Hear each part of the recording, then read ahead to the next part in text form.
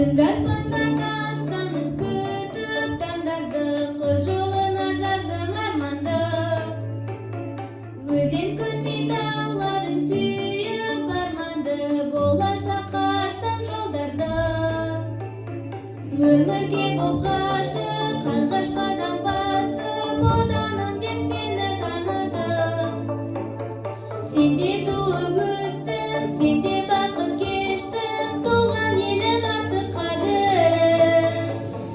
Гүлімде, шөлімде, көгінде самғаймын, ұланын, қыранын болып сені қорғаймын.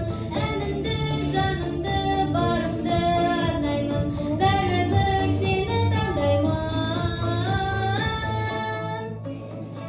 Кең даласы